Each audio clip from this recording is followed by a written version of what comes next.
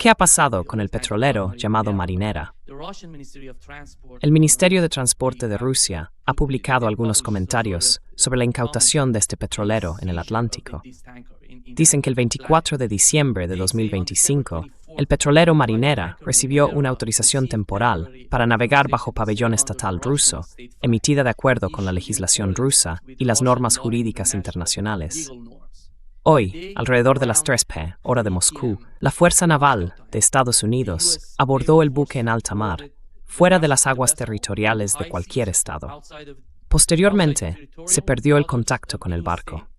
Según la Convención de las Naciones Unidas sobre el Derecho del Mar de 1982, las aguas internacionales se rigen por el principio de libertad de navegación.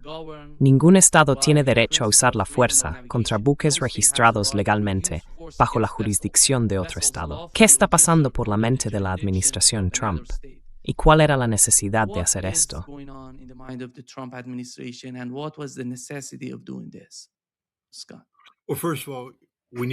Bueno, ante todo, tenemos que entender que la administración Trump es una organización fuera de control, un gobierno en este momento. No actúa de acuerdo con el Estado de Derecho, y prácticamente lo admiten. Dicen, nosotros creemos que la fuerza da la razón. Haremos todo lo que nuestro poder nos permita hacer.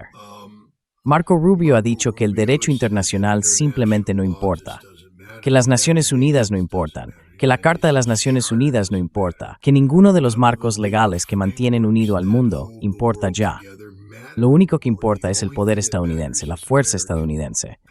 Es, quiero decir, algo totalmente descarado.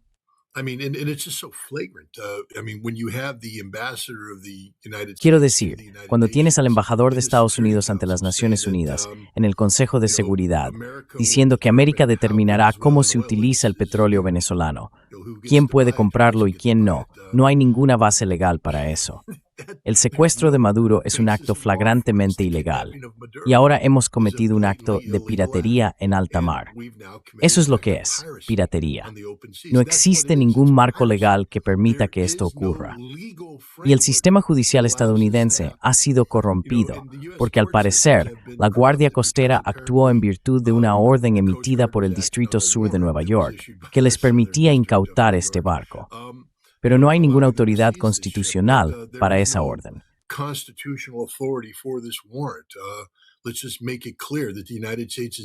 Dejemos claro que los Estados Unidos están sujetos por ley. Tratados que han sido firmados por presidentes, ratificados por el Senado de los Estados Unidos, y que, por tanto, según la Constitución de los Estados Unidos, se convierten en la ley suprema del país.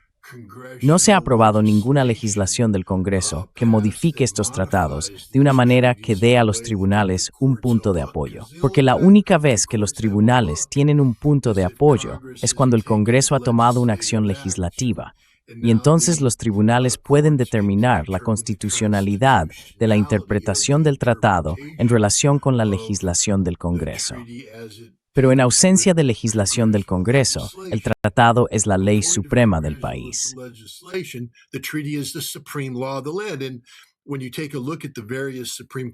Y cuando se observan las distintas decisiones del Tribunal Supremo que se han tomado sobre este mismo asunto, creo que hubo una en 1884, cuyo autor fue el juez Miller.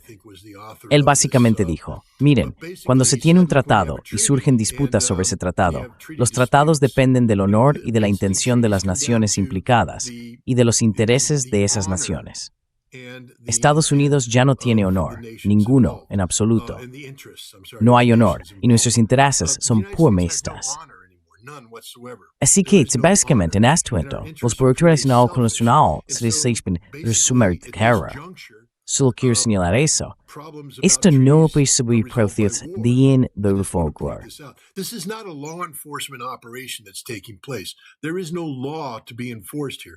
Aquí no hay ninguna ley que hacer cumplir. Esto es una operación clandestina, un acto de piratería. La consecuencia es o bien la capitulación de Rusia o la guerra. Es decir, eso es a lo que se reduce todo. Estados Unidos ha decidido que será el único que determine cómo se gestiona el petróleo venezolano en el mercado abierto. Así que hemos impuesto sanciones que no tienen ningún peso según el derecho internacional. No podemos imponer un embargo a Venezuela. Eso es un acto de guerra, literalmente un acto de guerra. No es una metáfora, no es una exageración, es un acto de guerra literal. Así que si estamos aplicando un embargo, un bloqueo a Venezuela, entonces hemos declarado la guerra. ¿Pero has visto al Congreso declarar la guerra? No, porque el presidente dice, no necesito acudir al Congreso.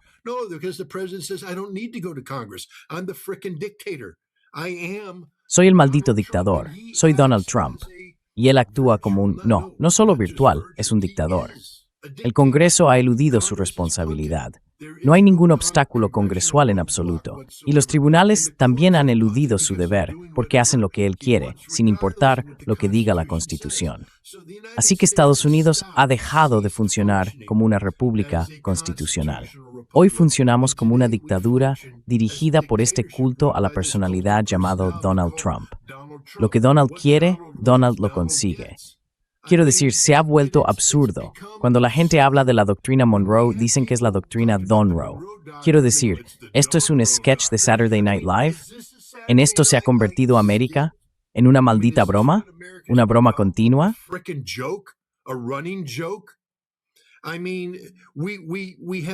Quiero decir, tenemos senadores de los Estados Unidos, Lindsey Graham me viene a la mente, regodeándose con alegría, prácticamente teniendo un orgasmo en directo en televisión, al pensar en el hecho de que ahora tiene un presidente que simplemente se salta el Estado de Derecho. Y este es un hombre que preside el Comité Judicial del Senado. A esto me refiero. Ya no funcionamos como una república constitucional. Esto es un acto de guerra, un acto de piratería. Veamos qué hace Rusia. Quiero decir, acabo de escribir un artículo y ya sabes, soy estadounidense, amo a mi país, pero mi país es una república constitucional, no una nación fuera de la ley que comete actos de piratería. Y un barco de la Guardia Costera que ha abordado un buque con bandera rusa, un buque con bandera legal, en mar abierto es un barco pirata.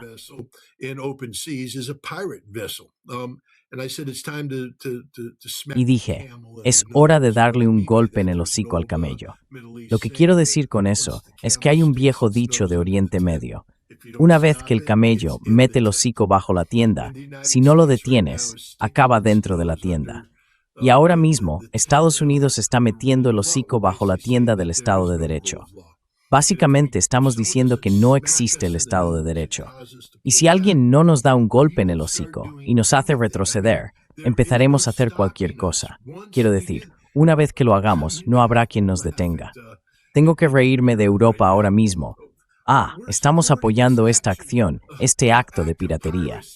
¿Qué vais a hacer mañana cuando Trump se apodere de Groenlandia? Porque es lo mismo, chicos. Una vez que le permitáis hacer esto, seguirá haciéndolo.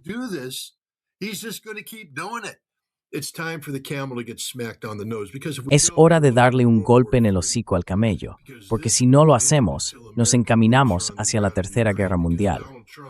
Esto no terminará hasta que haya botas estadounidenses sobre el terreno en Ucrania, porque Donald Trump seguirá impulsando lo que él llama intereses estadounidenses, y al final simplemente decidirá que los rusos están fanfarroneando y enviará tropas estadounidenses a Ucrania, y entonces moriremos todos. Así que esto es algo muy serio, es algo extremadamente serio. Es un acto de agresión, un acto ilegal de piratería. Y me repugna, como estadounidense, creer que hombres y mujeres con el uniforme de las Fuerzas Armadas de Estados Unidos estén ejecutando esas órdenes. Esa orden no es un documento legal, porque ningún tribunal estadounidense puede autorizar un acto de piratería. Y eso es exactamente lo que han hecho.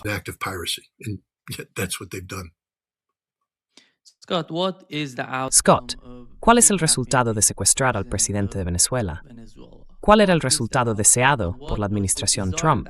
¿Y realmente van a conseguirlo? Bueno, entiende que no ocurrió en el vacío. Quiero decir, ¿a qué te refieres que van a conseguirlo? Le atraparon. Es nuestro. Le tenemos. Está en prisión ahora mismo.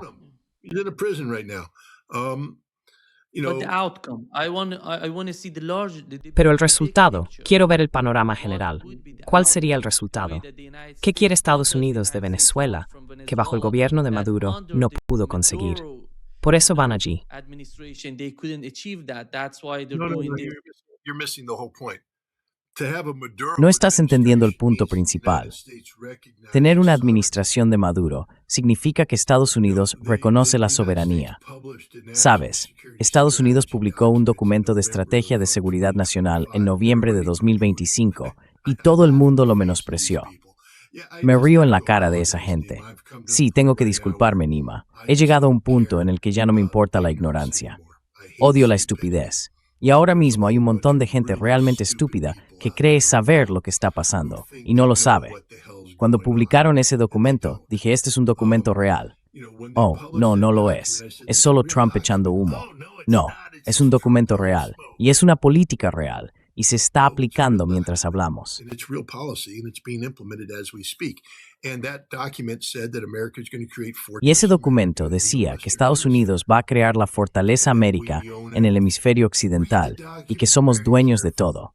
Lee el documento con mucha atención. Poseemos todos los recursos del hemisferio occidental. Estés o no de acuerdo conmigo, no importa. Somos dueños del petróleo canadiense. Despierta, Canadá. Somos dueños de tu petróleo. No vas a vender ese petróleo en el mercado abierto como crees. Lo venderás como nosotros te digamos. Somos dueños de Groenlandia. No la hemos tomado formalmente, pero lo haremos. Somos dueños del Canal de Panamá. Ah, China, ese puerto de $1.300 millones que construiste en Chancay, Perú, es nuestro. Somos dueños de todas las redes ferroviarias que habéis instalado allí. Somos dueños del triángulo del litio, donde se encuentra alrededor del 60% del litio mundial entre Argentina, Chile y Bolivia, quizá. Bolivia, maybe. But, we own all this. We say we Pero ya sabes, todo esto nos pertenece. Decimos que es nuestro. Estos recursos no pueden ser utilizados por potencias externas, por potencias no hemisféricas. Entonces, ¿qué estamos haciendo en Venezuela? Estamos marcando territorio. Venezuela nos pertenece. Todo lo relacionado con Venezuela nos pertenece. Y le estamos diciendo a Colombia, también te perteneces a nosotros. Le estamos diciendo a México, también te perteneces a nosotros. Le estamos diciendo a todo el mundo, os pertenecéis a nosotros. Y si decidís actuar de una manera que implique independencia de operación fuera de la dominación estadounidense, entonces tomaremos a vuestros líderes y os castigaremos. La CIA ha hecho una enorme cantidad de trabajo preparatorio en Venezuela. Ya sabes, aún no ha salido a la luz. Compramos al ejército. Quiero decir, va a haber consecuencias graves cuando terminen las investigaciones. Podrías ver una guerra civil en Venezuela, porque ya han muerto 100 personas.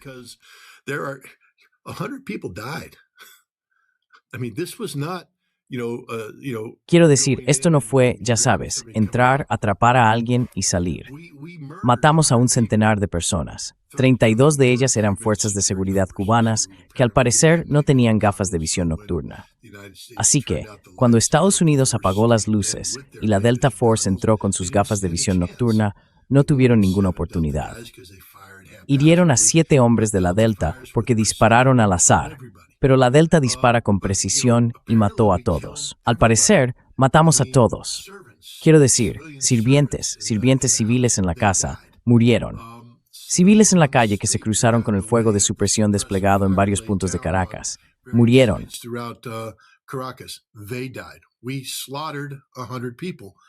Matamos a un centenar de personas para capturar a este tipo. No nos importa la vida humana. Simplemente no nos importa. En Estados Unidos no se derrama ni una lágrima por ninguna de las personas asesinadas por el Mando Conjunto de Operaciones Especiales al llevar a cabo esta redada. Mataremos a colombianos, mataremos a mexicanos, mataremos a canadienses, mataremos a groenlandeses, mataremos a cualquiera que se interponga en nuestro camino. Así es como estamos como Estados Unidos de América. Es repugnante, absolutamente repugnante, porque siempre he creído que América debe ser la nación más poderosa del mundo, porque, ya sabes, necesitamos prevalecer en cualquier conflicto legítimo, pero ese poder siempre debe estar limitado por la Constitución.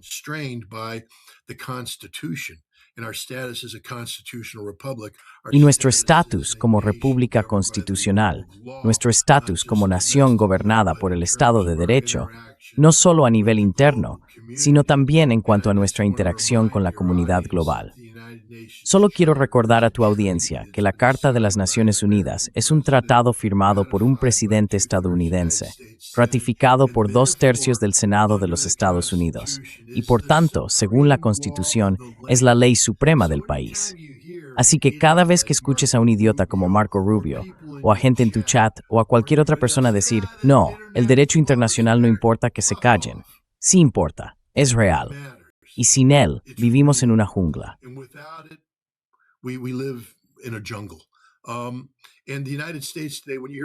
Y hoy en día, cuando oyes a Marco Rubio decir, oh, las Naciones Unidas no importan, lo que en realidad está diciendo es, no tengo ningún respeto por la Constitución de los Estados Unidos de América, porque existe el debido proceso.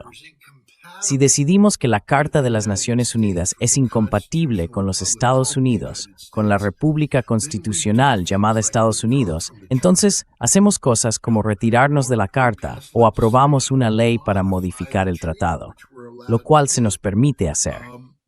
Pero simplemente sentarse y decir, ya no nos resulta conveniente, así que vamos a ignorarlo, significa que ya no somos una república constitucional, que el Estado de Derecho no importa.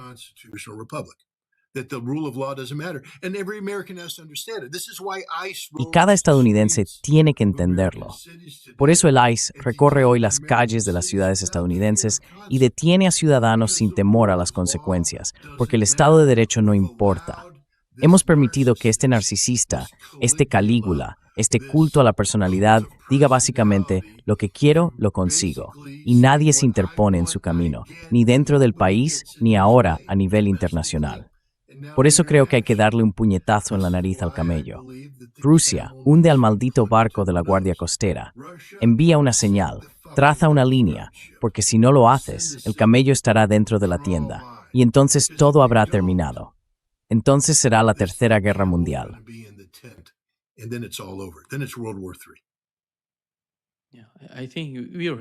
Creo que nos estamos encaminando hacia ese tipo de confrontación. Parece que Rusia ha sido muy paciente con lo que está ocurriendo, pero ¿cuánto tiempo crees que Rusia podrá mantener esa paciencia antes de enfrentarse a Estados Unidos?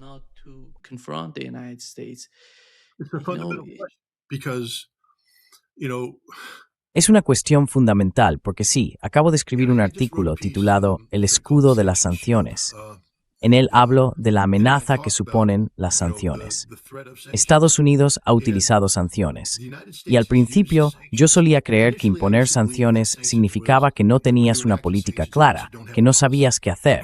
Así que se sancionaba, se ganaba tiempo mientras se buscaba una solución. Pero con el tiempo descubrimos que las sanciones no debilitan a una sociedad de la manera que pretendemos.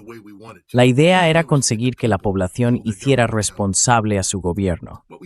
Sin embargo, lo que hemos visto es que las sanciones, especialmente aquellas dirigidas contra las élites políticas y económicas que antes mantenían una buena relación con Occidente, si se les hace sufrir y luego se les ofrece la posibilidad de levantar las sanciones, ni crea una nueva forma que más. You've now created leverage in that society. And that was the fatal mistake that Venezuela made. Y ese fue el error fatal que cometió Venezuela. Viste a Maduro hacer todo lo posible por llegar a acuerdos con Chevron. Quiero decir, lo que Maduro debería haber hecho en el momento en que Estados Unidos lo sancionó era nacionalizar todo el petróleo venezolano, nacionalizarlo todo y vender los activos de Chevron a China por $1.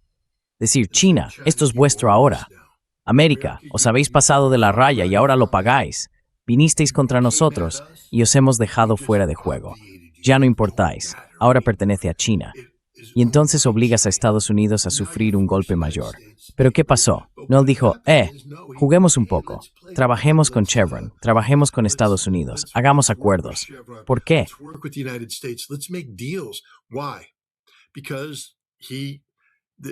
Porque Estados Unidos había perjudicado a un sector de su población, las élites políticas y económicas, y, en lugar de enfrentarse a esas élites y decir, Bajo ninguna circunstancia tratamos con el diablo, dijo, no, bailemos con el diablo, juguemos el juego, con la esperanza de que el diablo realmente juegue siguiendo las reglas, de que levantarán las sanciones y toda esa riqueza volverá para que todos puedan recuperar su nivel de vida. Todo irá bien. Maduro podrá volver a bailar en la calle y todo eso. Pero así no es como juega Estados Unidos, porque nosotros hacemos creer que existe la posibilidad de levantar las sanciones y luego cerramos la puerta de golpe.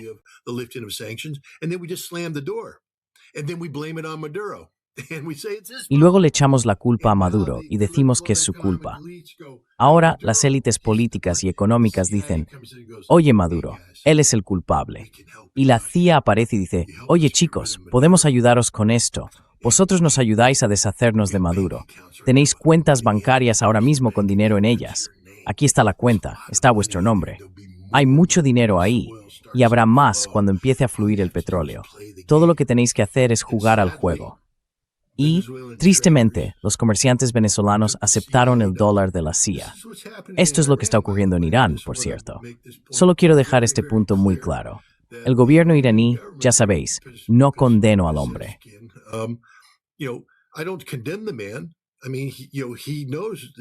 Quiero decir, ya sabes, él sabe que las sanciones duelen. Y en lugar de decir, aguántate Irán, no vamos a ceder nunca. Haremos los ajustes necesarios, pero nunca más volveremos a trabajar con Occidente. Nunca más. Quita eso de la mesa.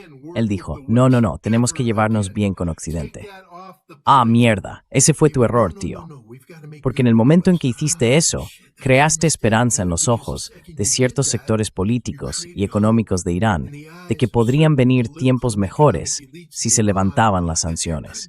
Y luego, cuando Estados Unidos dice, pero es culpa del gobierno de Irán que no se levanten las sanciones, has creado ese punto de presión.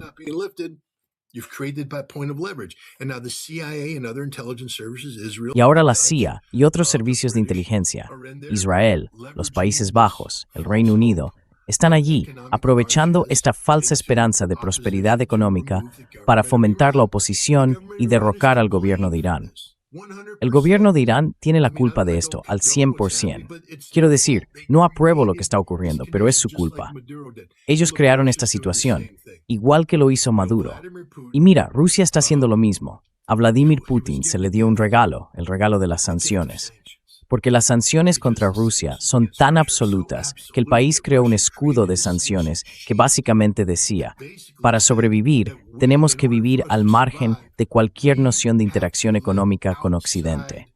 Y crearon esos vínculos.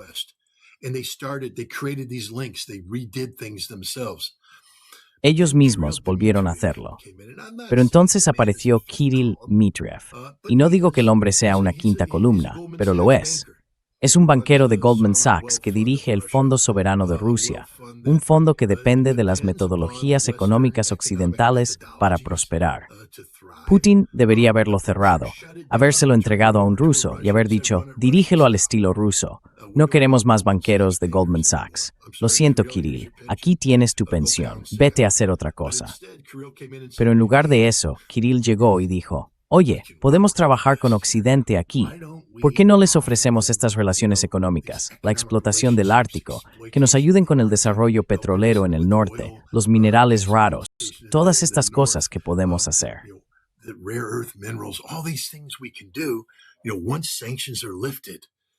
Sabes, una vez que se levanten las sanciones, cerraremos un acuerdo en Ucrania. Pero las sanciones serán estupendas. Y entonces empezó a trabajar con Steve Witkoff, que es el hombre de Donald Trump, no un tipo de diplomacia, sino un tipo económico. Pero Trump nunca, jamás, quiso hacer ninguna de las cosas que Kirill Dmitriev quiere. No se lo toma en serio. Los rusos tienen comités y organizaciones que se reúnen y tienen planes. Estados Unidos no tiene nada. Tienen a Witkoff y a Jared Kushner, un sionista que quiere, ya sabes, convertir Gaza en un lugar de vacaciones en el Mediterráneo. Ese es el nivel de su análisis. Reunirse con Kirill Dmitriev y hablar de fantasías sin sentido.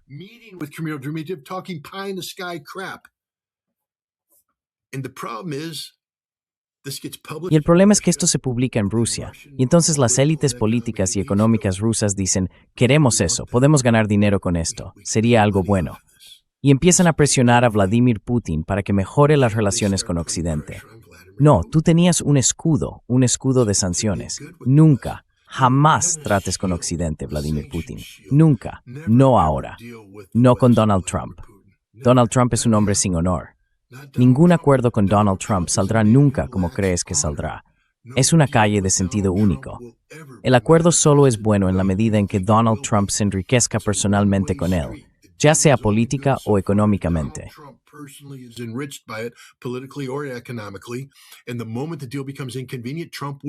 Y en el momento en que el acuerdo deje de serle conveniente, Trump se marchará.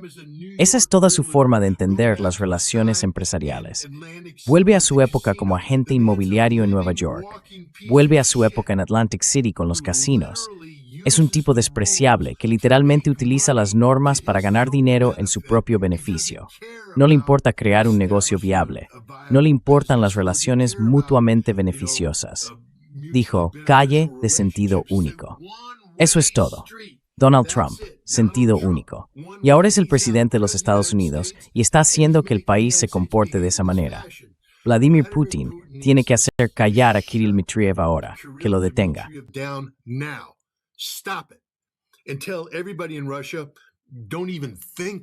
Y dile a todo el mundo en Rusia, ni se les ocurra pensar en relaciones económicas con Occidente. Eso nunca va a pasar. Y si queréis que pase, salid del país de una vez. Marchaos ahora. Dejad vuestro dinero aquí, pero fuera. Yo no voy a tratar con eso. Cerradlo ya. Porque si no lo hacéis, Estados Unidos encontrará la manera. La CIA siempre encontrará la forma de susurrar dulces promesas al oído de quienes buscan una vida mejor, la salida rápida, el camino hacia la riqueza. Y cuando eso ocurra, habrá oposición en Rusia. Y ya sabes, no digo que el gobierno ruso no pueda controlarlo, pero ¿por qué querríais abrir la puerta a esa basura? Cerradlo ya. Pero no lo han hecho. Y eso es señal no exactamente de debilidad, sino de mala reflexión.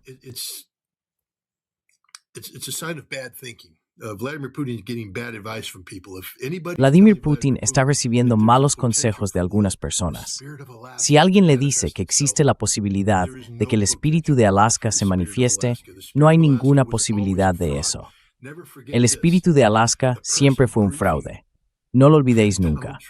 La persona que informaba a Donald Trump antes de la reunión era un oficial de la CIA, el antiguo oficial nacional de inteligencia para Rusia y Eurasia, que odiaba a Donald Trump, que formó parte del esfuerzo de 2016 para socavarlo, que odia a Vladimir Putin y que odia a Rusia.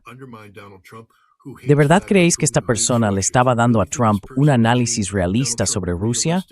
¿O le estaba aconsejando cómo utilizar la cumbre de Alaska en su propio beneficio?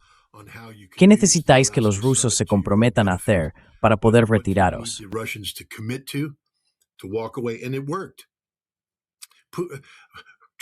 Y funcionó. Trump no cedió nada en Alaska, pero lo que obtuvo de los rusos fue un compromiso con el espíritu de Alaska. Y eso abrió la puerta a un diálogo continuo entre Dmitriev y Witkoff, que luego generó esta idea de una posible generosidad económica si se levantaban las sanciones. Fue una estafa desde el principio. Donald Trump engañó a Vladimir Putin, y creo que es hora de que Vladimir Putin despierte y entienda que eso es exactamente lo que ocurrió. Trump te engañó, junto con Witkoff y Dmitriev. Si Dmitriev ganaba o no, no voy a poner en duda el patriotismo de Kirill Dmitriev, pero es un banquero de Goldman Sachs. Él hace tratos, no hace tratos como tú y yo, un trato de apretón de manos basado en la realidad.